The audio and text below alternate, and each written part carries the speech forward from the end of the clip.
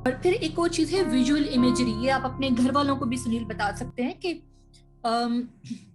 Visual imagery में ये है कि वो आंखें बंद करके कोई भी बंदा और किसी रिलैक्स जगह पर इजी होकर लेट जाए, और उसके बाद वो इमेजिन करें किसी ऐसी सिचुएशन को या किसी ऐसे सीन को जो उनके लिए पर्सनली एक बहुत रिलैक्सिंग मीनिंग रखता है। हर शख्स के लिए कोई डिफरेंट सिचुएशन हो सकती है।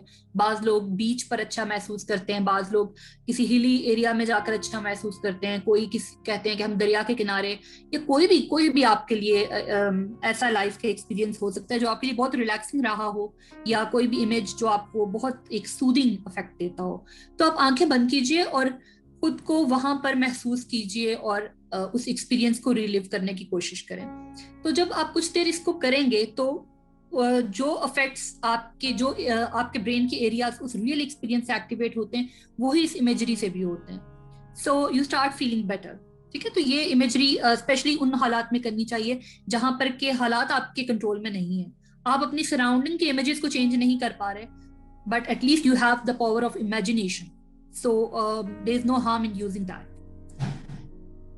ओके, जो सब्सटेंस अब्यूज है, ये देखा गया कि वो कोविड के समय काफी ज्यादा बढ़ रहा है। जो लोग किसी भी किस्म का नशा कर रहे थे वो इन चीजों का इस्तेमाल काफी ज्यादा कर रहे हैं।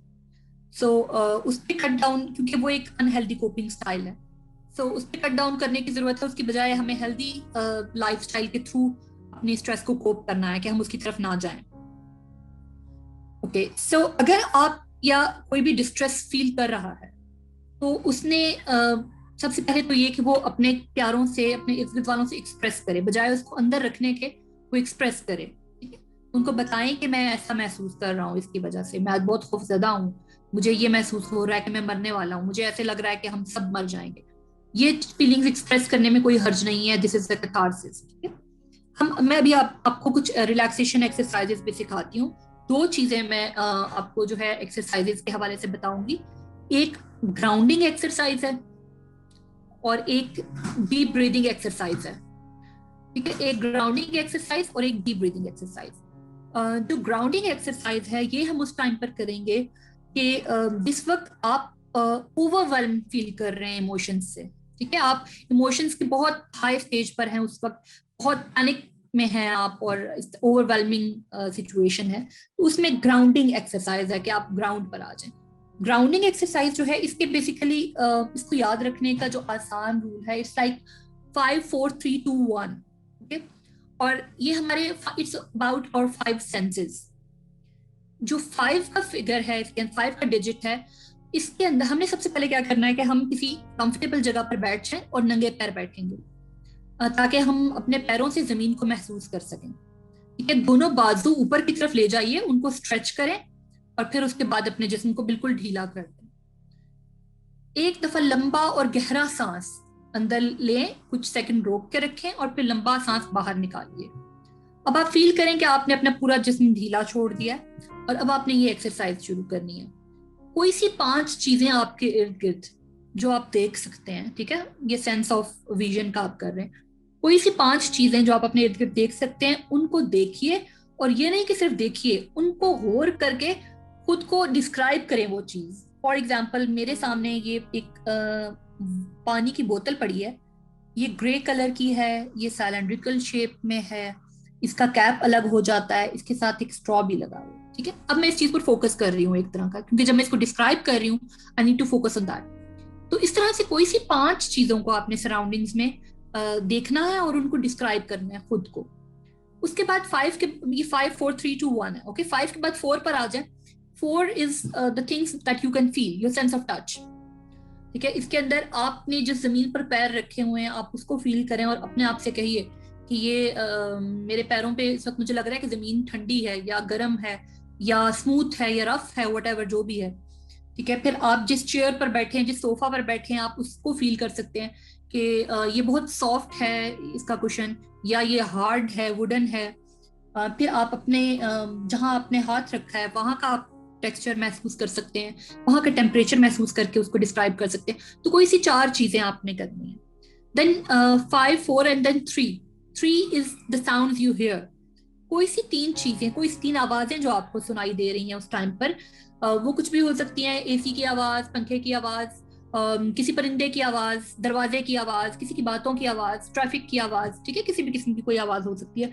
कोई सी 3 साउंड्स पर आपने गौर करना है और खुद को डिस्क्राइब करना है कि ये इस किस्म की आवाज है, ये सुनने में ऐसी महसूस हो रही है। इसी तरह से फिर 3 के बाद 2 पर आ जाइए। तो there are 2 things you can smell.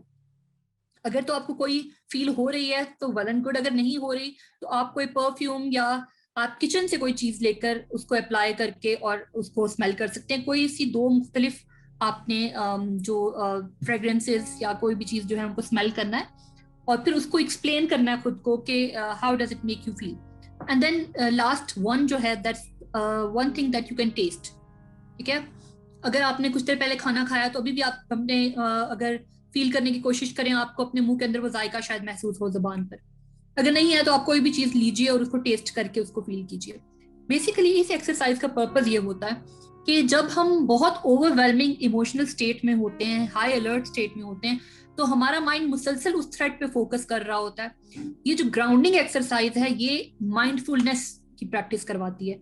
ये आपको हेयर एंड नाउ में लेकर आती है। आपको सेंसरी एक्सपीरियंसेस के थ्रू आपको हेयर एंड नाउ में जब लाती है तो आपका फोकस उस एंजाइटी वाले स्टिमुलस से हट जाता है और हम एकदम से रिलैक्स फील करने लगते हैं। ठीक है, हमारे जहन से वो थ्रेट हट जाता है। So it's very effective exercise. तो और ये जरूर कीजिए ग्राउंडिंग एक्सरसाइज जब आप ओवरवेलमिंग इमोशंस में होते हैं, पैनिक स्टेट में होते हैं, उस टाइम पर ये करने के लिए। Then there is another exercise, that's deep breathing exercise, जिसको मैं ये कहूंगी कि कोविड के दिनों में तो बेहतर है कि हम सब लोग इसको करें और डेली प्रैक्टिस में रखें। क्योंकि जो कोविड से रिलेटेड एंजाइटी है ना, जो फियर का फैक्टर है, वो हमारी बॉडी के अंदर 2 सिस्टम्स अल्लाह ने बनाए हैं, एक सिंपैथेटिक, एक पैरासिम्पैथेटिक। सिंपैथेटिक सिस्टम जो है वो किसी भी खतरनाक सिचुएशन में, अलार्मिंग सिचुएशन में अलर्ट हो जाता है और बेसिकली वो सारे एंजाइटी के सिम्टम्स प्रोड्यूस कर रहा होता है। जो पैरासिम्पैथेटिक सिस्टम है वो पीसफुल कंडीशंस के अंदर, रिलैक्स कंडीशन के अंदर बॉडी के अंदर जो है एक्टिव होता है। और जो हमारी कोई भी एंजाइटी है, यानी कि कोविड से रिलेटेड कोई भी फियर है, वो हमारी बॉडी के अंदर सिंपैथेटिक सिस्टम जो है उसको एक्टिवेट करता है, एड्रेनलिन को एक्टिवेट करता है। और ये जो डीप ब्रीदिंग एक्सरसाइज है ये उसको रिवर्स करती है, ये पैरासिम्पैथेटिक सिस्टम को एक्टिवेट करेगी। सो इसका रूल क्या होता है कि आप किसी कंफर्टेबल जगह पर लेट जाइए जहां आपकी कमर बिल्कुल सीधी रहे और आप अपने हाथ जो हैं, एक हाथ अपने पेट पर और दूसरा हाथ अपनी चेस्ट पर रख लीजिए। ठीक है, उसके बाद आपने अपनी आंखें बंद कर लेनी है और फील करना है कि आप अपने पूरे जिस्म को बिल्कुल ढीला छोड़ रहे हैं। आपके सारे जो मसल्स हैं सर से लेकर पांव तक बिल्कुल रिलैक्स कर दीजिए उनको। अगर आप अभी भी फील करें तो आपने अपने माथे को टेंस किया हुआ होगा, हो सकता है आपने अपने शोल्डर्स को टेंस रखा होगा, अपनी गर्दन को टेंस रखा होगा। तो हम लोग जब स्ट्रेस में होते हैं हम यूजुअली अपनी बॉडी को इस तरह से टेंस कर लेते हैं, मसल्स को, और हमें आइडिया नहीं हो रहा होता कि हम किसी किस्म की टेंशन में। सो लेटने के बाद आप अपनी बॉडी को रिलैक्स कीजिए और उसके बाद जो स्लो एंड डीप ब्रीदिंग करनी है हमने, और इनहेल हम नाक से करेंगे और एक्सहेल मुंह से करेंगे। ठीक है, इसका रूल ये होता है। And this shouldn't be fast breathing, deep and slow breathing. So it's like आपने आंखें बंद कर ली और पेट पर हाथ रखने का मकसद ये है कि जब आप नॉर्मली ब्रीथ करते हैं बाज़ औक़ात तो हम इतनी डीप ब्रीदिंग नहीं कर रहे होते और वो हमारी चेस्ट तक सिर्फ जा रहा होता है सांस। पेट पर हाथ रखिए ताकि आपको अपना पेट इंस्पिरेशन से उभरता हुआ महसूस हो कि जब आप सांस अंदर ले रहे हैं तो वो इतना गहरा ले रहे हैं कि आपका पेट जो है वो उभर रहा है। ठीक है, और जब आप सांस बाहर निकाल रहे हैं तो आप फील करें कि आपका पेट अंदर को जा रहा है उसके साथ। तो ये डीप ब्रीदिंग जो है ये हमने इस तरीके के साथ करनी है। और इसके लिए आप एक आसान तरीका ये होता है कि आप काउंटिंग कर लीजिए कि जब आप सांस अंदर खींच रहे हैं तो उस वक्त आप अपने दिल में 1 2 3 4 5 कि आपने इतनी देर तक खींचना है जितनी देर तक आप 5 तक काउंट करते हैं। फिर उसको कुछ सेकंड अंदर रोक कर रखें, जिस दौरान में अपने आप से कहिए रिलैक्स, और फिर मुंह के रास्ते उसको लंबा करके बाहर निकालेंगे और उस दौरान भी 5 तक आप काउंट करेंगे। ठीक है, मैं आपको करके बता देती हूँ कि आपने एक हाथ अपने पेट पर रख लिया, एक हाथ अपनी चेस्ट पर रख लिया, आंखें बंद कर ली और लेट गए। अगर लेटने की जगह नहीं है, ऑफिस सेटिंग में है, किसी और ऐसी जगह पर है, तो टेक लगाकर बैठ जाइए। आंखें बंद कर लीजिए और फील करें कि आपने अपने पूरे जिस्म को बिल्कुल ढीला छोड़ दिया है। कोई किसी किस्म की टेंशन नहीं है आपके मसल्स में, बिल्कुल रिलैक्स आपकी बॉडी हो गई है। फिर नाक से लंबा और गहरा सांस,